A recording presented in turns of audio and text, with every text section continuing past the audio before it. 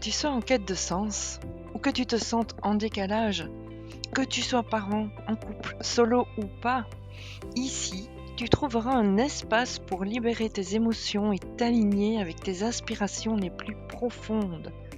Bienvenue dans ce podcast Une onde d'humanité. Ma mission, c'est l'accompagnement vers la réalisation de soi à travers différents outils que j'ai mis en place, notamment les audios alchimiques, les accompagnements personnalisés, une boîte à outils évolutive ainsi que toutes mes publications sur les différents réseaux sociaux, mon blog et la chaîne YouTube. Je m'engage à partager cette quête de sens avec toi pour te permettre de retrouver ton estime personnelle et ta place dans le monde. Rien que ça. On y va? Je m'appelle Sabine Georges et j'accepte la mission. Bonne écoute. Bonjour, aujourd'hui je reçois Nathalie Wagner-Laurent qui va nous partager son expérience en tant que maman dans la relation à son fils dans le cadre de ses études. Je vous souhaite une bonne écoute à tous et merci d'être là sur une onde d'humanité et de me suivre. Bonjour Nathalie, comment vas-tu? Bonjour Sabine, très bien. Très bien, et toi? Très bien, je te remercie et merci beaucoup d'avoir accepté l'invitation à venir sur ce podcast Une onde d'humanité pour nous parler de la parentalité et nous parler un petit peu de toi aussi. C'est ce qui nous intéresse. Et je vais commencer peut-être, si tu es d'accord, Nathalie, à faire une petite présentation de toi. Mhm. Donc, tu t'appelles Nathalie Wagner-Laurent. Je ne sais pas si je le prononce bien. Tu es Ok. mariée. Oui. Tu es mariée. Tu as deux enfants qui sont deux garçons. Tu nous préciseras les âges tout à l'heure quand on parlera de la parentalité. Nous nous sommes donc rencontrés dans cette fameuse formation en parentalité. Tu vis au Luxembourg. Mhm. Tu adores aller marcher et randonner. Tu donnes des cours de yoga pour lesquels tu t'es formée pendant 4 ans à la suite de problèmes de dos. Et tu en as ressorti qu'en plus de tes problèmes de dos, tu dis, en tout cas c'est ce que j'ai lu sur ton profil, que tu as gagné en énergie, que tu as gagné en force physique et mentale, que cela t'a aussi amené à comprendre l'importance de la discipline, de l'engagement, de t'offrir ce temps pour prendre soin de toi et de te placer en priorité, qui sont toutes des notions qui sont pour moi essentielles et importantes aussi. Aujourd'hui donc, tu accompagnes des personnes aussi, en plus de tes cours de yoga, à remettre du mouvement dans leur vie, à recréer de l'espace à l'intérieur et à se remettre au centre de leur vie. Ma dernière question, est-ce que tu as un lien ou des coordonnées que je pourrais mettre en dessous de la vidéo pour que les personnes, si elles sont intéressées, puissent te retrouver et te contacter? Oui, en fait, par mon profil Facebook, je dirais, c'est la meilleure D'accord, façon donc pour l'instant de me contacter. Oui, de m'envoyer un message. ok. Est-ce que j'ai oublié quelque chose? Est-ce que tu as envie de rajouter quelque chose à cette petite présentation? Non, c'était parfait, Sabine. Ok, merci Nathalie. Alors, en discutant un petit peu en amont avant de préparer, en préparant ce podcast, euh, tu as, tu as évoqué le fait de pouvoir nous parler d'un moment de ta vie de maman par rapport à ton plus jeune fils. Tu m'as parlé de lâcher prise par rapport à la scolarité. Et donc, c'est de ça que j'aimerais évidemment t'entendre parler, peut-être déjà en commençant par nous dire de cette période que tu souhaites souligner, quel âge avait ton plus jeune garçon? Oui, alors, en fait, cette période-là, il avait, 13 ans à peu près. Mhm, Il était, enfin, ici au Luxembourg, en secondaire. d'accord. Voilà. Et ça avait déjà été tout ce qui était la scolarité, ça avait été déjà compliqué avant, en fait. Ok, tu veux expliquer un petit peu? Ben, oui, voilà, en fait, ce qui s'est passé, c'est que les premières années, tout s'est très bien passé et puis, je crois vers l'âge de 8-9 ans, il a une enseignante avec, laquelle ça n'allait pas. et hem et en fait, comme, il y avait pas trop de communication entre l'enseignante et moi-même et lui aussi, enfin, il n'a pas donc ça a mis un moment et puis la relation entre les 2 s'est fortement dégradée jusqu'au point qu'il ne voulait plus aller à l'école.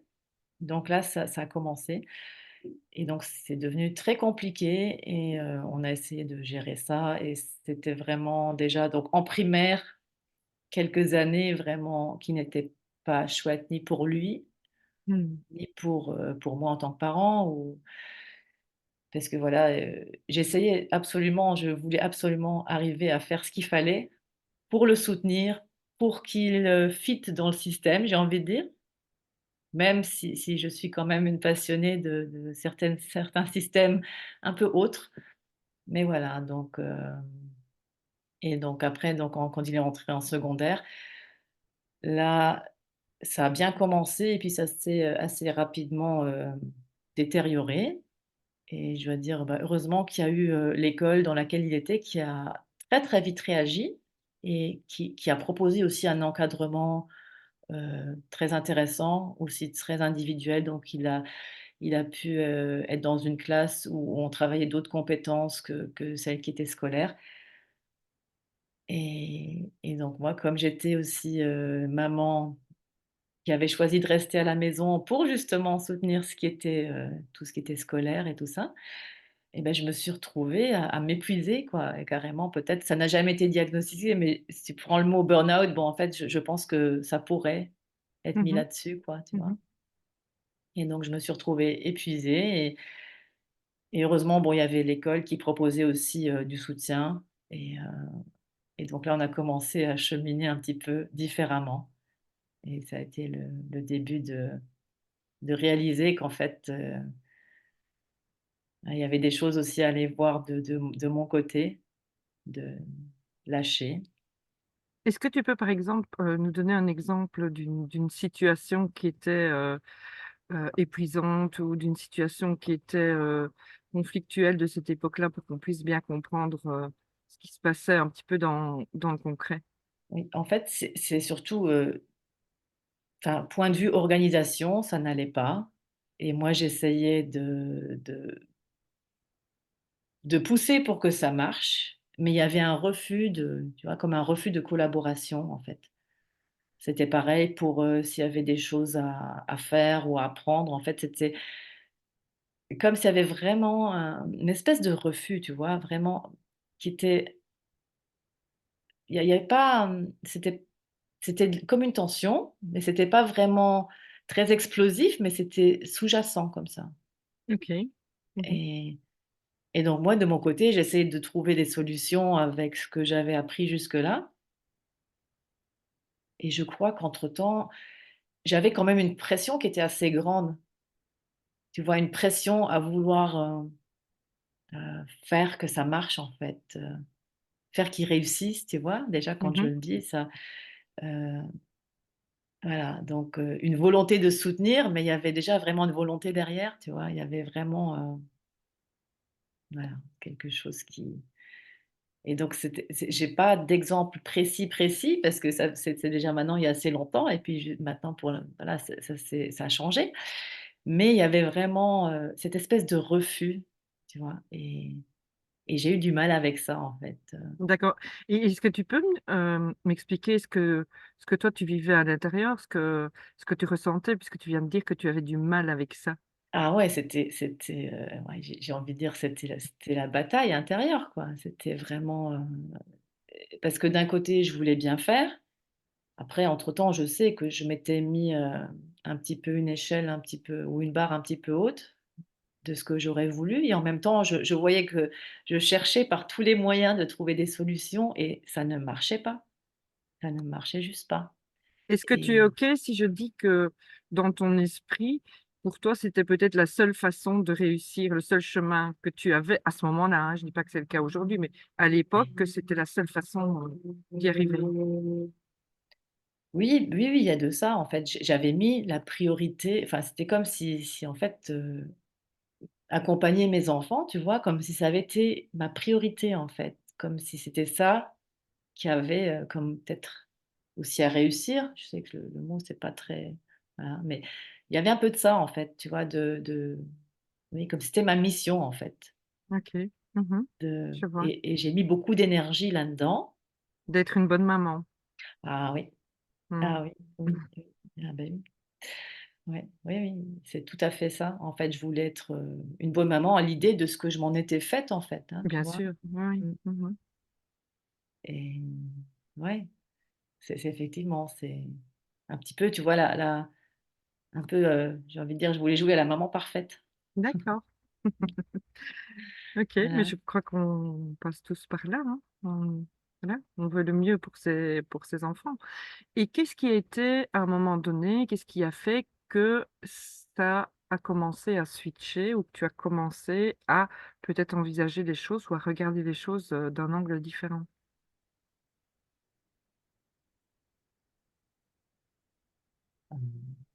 D'essayer de voir les choses d'un angle différent, c'est quelque chose que j'aime beaucoup faire, mais là, hem, en fait, ce qui a été, Ou comment ce qui a pardon. vraiment fait changer, c'est un rendez-vous qu'on a eu avec, avec donc avec une personne qui nous suivait dans cette démarche de donc il faut savoir que pendant toute une année, donc il a été accompagné par, des éducateurs et voilà, il y avait de l'accompagnement et en même temps, il y avait la communication avec les parents donc voilà, c'était assez ça se passait assez bien, j'ai envie de dire et puis après, il est repassé dans une classe, l'année suivante où c'était de nouveau un petit peu plus classique, j'ai envie de dire et là, très vite, ça a rebasculé dans quelque chose de pas trop, cool, en fait et là, comme on avait encore des rendez-vous de suivi, on s'est retrouvés avec mon mari à un rendez-vous avec, une dame et puis elle me dit: «Bah, comment ça se passe?» et là, je sens à l'intérieur que, voilà, que c'était pas et puis je lui dis: «Bah, voilà, là, je me donne encore 2 mois et si ça va vraiment plus, faudra que je me prenne une aide extérieure, en fait». Et elle me dit: «Ah bon? OK». Et parce que donc là, à ce moment-là, donc en le disant, je me suis rendu compte, en fait, de l'état dans lequel j'étais, donc qui était vraiment déjà, très proche de l'épuisement à nouveau. Et bon, les mots mis là-dessus, elle me dit: «Bah, voilà, qu'est-ce qu'on peut trouver comme solution?» et bon, il y avait mon mari présent aussi, donc le papa qui travaille, 40 heures semaine, qui fait des tournées, donc qui travaille la nuit, parfois l'après-midi, donc ça change tout le temps et lui dit: «Bah, alors peut-être que moi je pourrais prendre, la relève» et pour moi c'était, à ce moment-là, c'était comme impossible, en fait. Je me suis dit: «Mais non, parce que C'est mon rôle. c'est mon job, quoi, c'est mon rôle». C'est et donc j'ai bon et en même temps, voilà, je savais que c'était peut-être à essayer, donc j'ai dit: «Bah, pourquoi pas?» Voilà et ça a été vraiment donc déjà le fait d'avoir cette option qui pour sur l'instant me paraissait totalement, pas possible, en fait Mmh. et voilà, c'était proposé et donc je me suis dit: «Pourquoi pas?» et donc là, on a élaboré ensemble une stratégie, donc ce serait plus moi qui allais m'occuper de ce qui était la scolarité, mais lui, à Mmh. côté de son travail. Et voilà, ça c'était le début, voilà. Donc ce pourquoi pas, c'est ce que Mmh. tu appelles le début de ton lâcher prise, ce que tu Oui, nommes le lâcher prise, OK. oui, oui, oui. Et alors comment ça a évolué? Mais en fait sur le donc c'était de la sorte en fait, il fallait que comme je suis quand même pas mal à la maison, il fallait que je reste en dehors de ce qui se passait, autour de tout ça. Donc et en fait, ça a été vraiment, très intéressant parce que ça s'est très bien passé. Ça s'est très bien passé donc pour lui parce que donc il collaborait avec son papa, ça se passait bien. Et tous les 2 pour les 2 c'était vraiment super chouette pour leur relation et tout ça, donc c'était très positif, ça a bien, marché D'accord, et toi, tu vivais ça comment? et ben, moi, au début, ben, voilà, j'ai vécu ça avec beaucoup de tristesse, d'impuissance, en fait, j'ai ouais, il y a ce truc d'impuissance, en fait et puis de vraiment de lâcher complètement quelque chose qui avait été pendant toutes ces années comme ce qui avait été le plus important pour moi à ce moment-là Mmh. et donc vraiment d'aller ressentir en moi tout ce que ça faisait remonter parce que du coup, j'avais aussi encore un peu plus de temps pour moi seule, Mmh. à aller, voir tout ça et donc voilà, j'ai beaucoup été écouter, j'ai beaucoup été écouter mon corps, les ressentis que j'avais et il y avait naturellement énormément de tristesse et vraiment il y avait un truc autour de l'impuissance aussi donc Mmh. qui était finalement très bien parce que c'est venu remettre des choses en place une fois qu'on arrive à les vivre, à les ressentir, heu, voilà, ça ouvre à nouveau un espace où c'est possible qu'autre chose ressorte de ça, en fait. Je sais pas si c'est clair ce que je dis, mais Alors, c'est clair pour moi, mais peut-être qu'on va aller un petit peu plus loin pour les auditeurs. Hem Et la question qui me venait à l'instant, c'était donc on démarre d'un moment où tu dis: «Et pourquoi pas?» où là tu démarres à la tu démarres le lâcher prise et ensuite tu vois que ça se passe bien dans la nouvelle configuration qui a été, décidée par votre, entité familiale, je dirais et il y a quelque chose en toi hem qui se sent un peu, blessé ou qui remet en question en fait, tu vis des choses émotionnelles à l'intérieur mmh. en voyant que ça se passe bien sans toi Mmh. et la question c'est: comment est-ce que tu as pu, traverser ça? Qu'est-ce que Mmh. tu en as fait? Quelle force en as-tu retiré? Et ma dernière question, parce qu'elle se précipite toute là à l'instant, c'est, quand tu regardes en arrière, tu vois, un peu dans le rétroviseur, qu'est-ce qu'aujourd'hui, la Nathalie d'aujourd'hui en pense? Quel regard elle a, sur tout ce cheminement? Ouais, alors en fait, bon là, quand je regarde en arrière, c'est clair que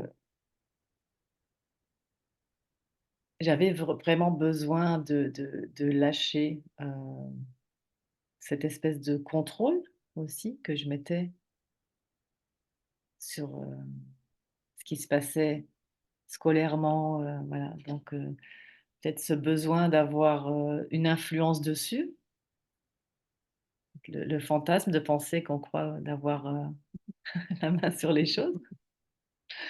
Ah! Mmh et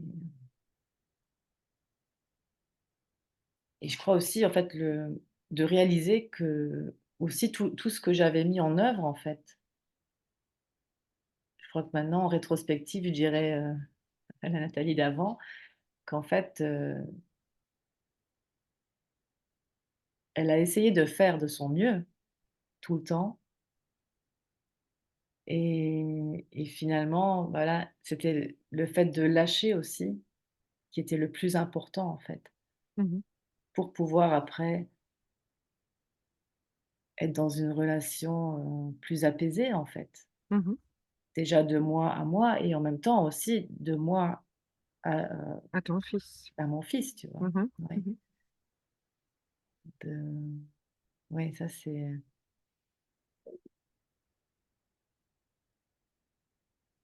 de voir que ouais, déjà de faire confiance aussi, de le laisser lui faire son chemin en fait. Est-ce que tu dirais quelque part que tu as dû apprendre à, le lui laisser, à lui faire confiance? Oui, Que oui, tout sans à ça, fait. si tu n'avais pas fait cet apprentissage, aujourd'hui tu ne lui ferais toujours peut-être pas confiance? Oui, ça se peut, tout à fait, oui, oui. Oui, il y a c'est effectivement, tu vois, faire aussi une avoir une confiance, aussi plus globale, Mmh mh. tu vois? Déjà en lui, mais aussi en j'ai envie de dire, dans la vie, dans voilà, que ça prend son chemin, quoi. Mmh mh. Et c'était d'autant plus ce qui est marrant, c'est parce que je croyais qu'à ce moment-là, déjà, je lui laissais une certaine donc j'étais vraiment dans l'illusion, tu vois? Mmh. De déjà lui laisser son chemin de mais en fait, c'était pas vrai. Tu vas te rendre compte que en fait, tu t'es menti toi-même, en fait. Mmh. Mmh. Tu t'es raconté une histoire juste. Mmh. Et donc tu dis aussi, enfin moi ce que j'entends à travers tes mots, c'est que si on arrive à dépasser, certaines choses, dans le cadre d'une relation ici qu'on explique qui est familiale, ça peut aussi, rayonner sur tout ce qui est en dehors du cercle de la famille, notamment Ouais, le professionnel, l'amical, le relationnel autre et cetera. c'est clair. Au niveau voilà. Mmh. Ouais, ouais, tout à fait. Mmh. Donc quand on vient pour un accompagnement, que ce soit en parentalité consciente ou, en coaching, hem, si on travaille sur un point bien précis, dans un domaine bien précis, heu, ça va rayonner sur tous les autres aspects, de la vie aussi à partir du moment où les choses sont conscientisées, Ouais, où il y a une c'est prise de clair. conscience. Ouais, ouais, ouais, tout à fait. Oui, oui. Est-ce que tu serais OK aussi pour dire que ça m'intéresse d'avoir ton avis là-dessus, hem, l'étape principale pour, j'aime pas dire guérison parce que enfin voilà, pour avancer, pour sortir d'une impasse, pour, trouver un autre mode de fonctionnement, c'est la prise de conscience. C'est le fait que vienne, émerge à la conscience: «Tiens, je vois que je fonctionne comme ça, alors que je pensais que je faisais ça dans cet esprit-là». Mmh. Ouais. Ou est-ce des pratiques, de toutes sortes qui font qu'on peut avancer? Ce serait quoi pour toi la première chose importante qui se passe? Ouais, c'est d'abord, je dirais, c'est la prise de conscience, Mmh mh. clairement. Et puis après, pour moi, ça passe aussi d'abord, d'aller vraiment voir et accepter tout ce qui se passe en moi, en fait, tu vois? D'arrêter de fuir par tous les moyens. Ça on aime bien ça parfois, hein. Hem, donc ça, c'est la première chose vraiment de et puis après, bien sûr, il y a les techniques qui peuvent, venir aider, tu Mmh. vois? Il y a mais des techniques, des outils, il y en a plein qui peuvent, permettre, d'aller transformer des choses, d'aller reconnecter ou tu vois? Ça, mais je crois que d'abord, s'il y a pas la prise de conscience et le moment de rester aussi avec ce qui est, en fait et d'aller vraiment ressentir parce que je crois que ça, c'était une des choses qui m'a vraiment fait le plus avancer, c'est vraiment à un moment donné de m'arrêter et puis vraiment d'être OK, de ressentir tout ce qui était à l'intérieur Mmh mh. Mmh. et c'était inconfortable. Ouais. C'était vraiment pas confortable Mmh. et puis de d'abord rester a avec ça, en fait. Parce que là aussi, il peut y avoir un mouvement, je sais pas si ça toi ça te parle, il peut y avoir un mouvement à tout de suite aller vouloir modifier, Ouais, tu vois? ça me parle. Moi, j'ai eu pas mal ça, en fait, tout de suite vouloir chercher une solution, tout de Mmh mh. suite, modifier et en fait, je me suis rendu compte au fur et à mesure que ça aussi c'était C'est une fuite. Ouais, ouais. une fuite, en fait. Ouais, ouais. Donc c'est Oui, oui. intéressant de se rendre compte par enfin, tous les moyens qu'on peut mettre en œuvre pour fuir juste l'inconfort, en fait, Mmh, finalement. c'est ça. Ouais. Alors que c'était ça aussi une de mes expériences les plus qui m'ont le plus marquée, c'est qu'en fait de rester avec vraiment avec tout ce qui était là dans ce moment-là comme désespoir et comme, tristesse et enfin toutes ces choses, qui étaient présentes à ce moment-là, en fait, de rester avec et avec cet inconfort et tout ça et sans vouloir directement aller changer quelque chose. Mmh mh. C'est ça finalement qui a permis vraiment le changement, je dirais. OK. Pour Je vais un après trouver l'outil ou qui m'a permis de voilà, d'avancer après dans une autre direction, en fait. OK. Je vais un petit peu expliquer, quand tu dis, rester avec pour que les Mmh. personnes qui nous écoutent, comprennent bien. J'en ai déjà parlé dans un ou 2 podcasts. Moi, j'ai une image, quand, j'ai une émotion qui me traverse. Aujourd'hui, systématiquement, le plus souvent possible, quand je ne fuis pas, hein, parce que je ne suis pas non plus, parfaite. Il y a encore des moments où j'essaie de trouver aussi une solution directe ou de m'occuper à faire autre chose pour éviter, de ressentir et ça c'est humain. mais la plupart du temps, je m'assieds sans un bruit, dans le calme et j'invite cette émotion ou j'invite cet inconfort à s'asseoir à côté de moi et à discuter avec.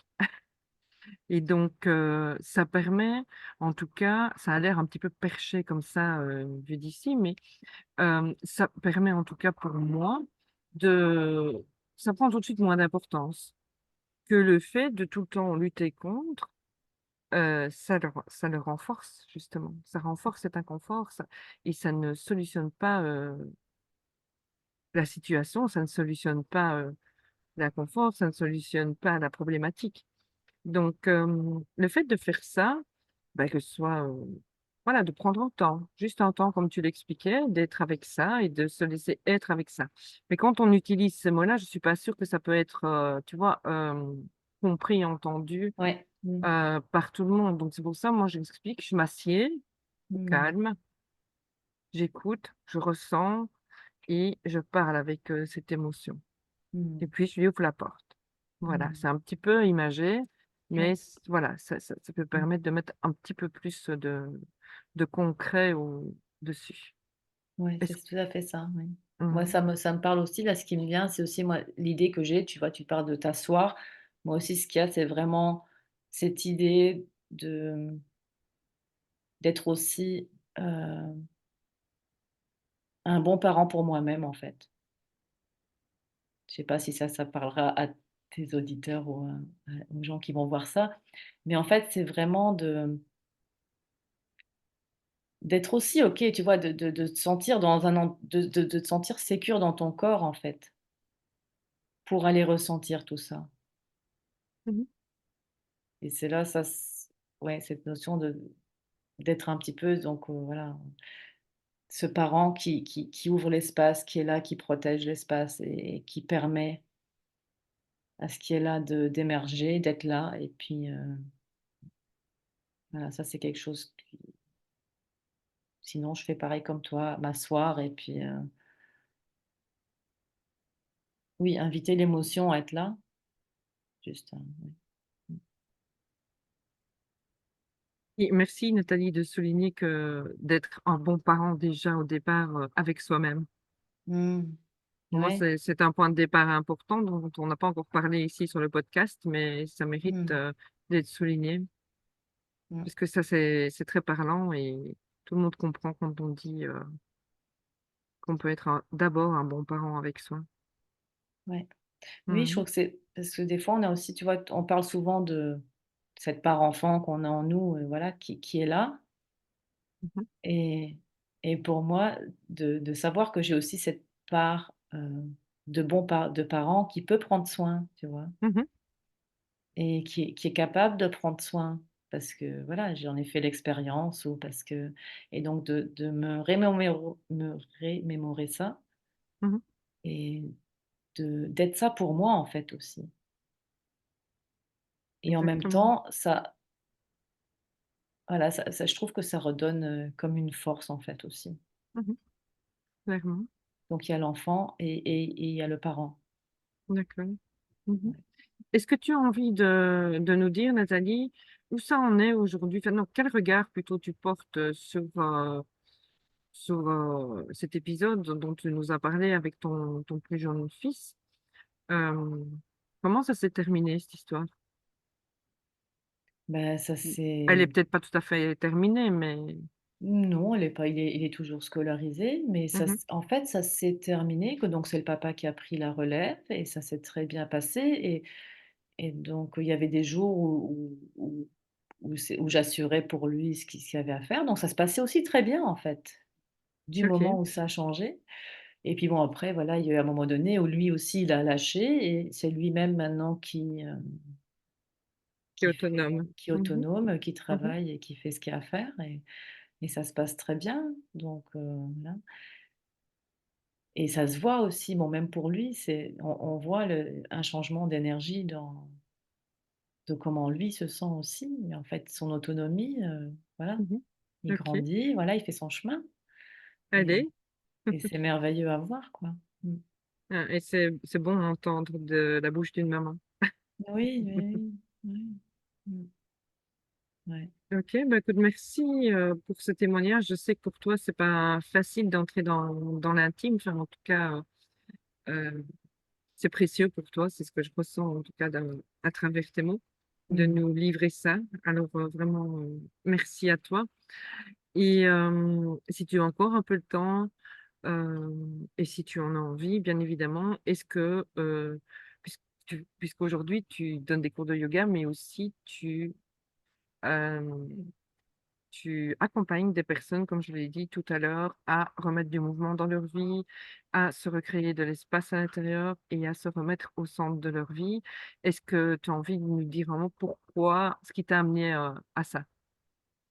Oui, avec plaisir.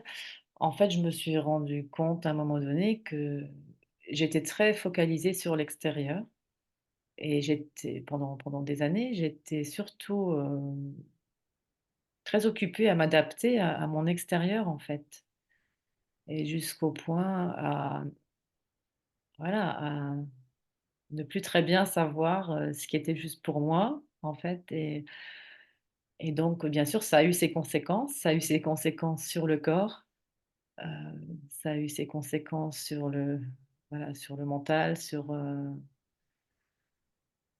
et puis finalement de dire aussi merci au corps à un moment donné, de crier aussi fort, tu vois? En rétrospective, que c'était l'opportunité de reprendre en main ce que j'avais lâché, en fait. C'était comme si je m'étais complètement lâché, la main, quoi. C'était tellement en adaptation à l'extérieur que c'était pas vraiment, comment je vais dire? Je trouve pas le mot là. Mais c'était en fait, tu arrives au point à plus savoir qui tu es, en fait. OK.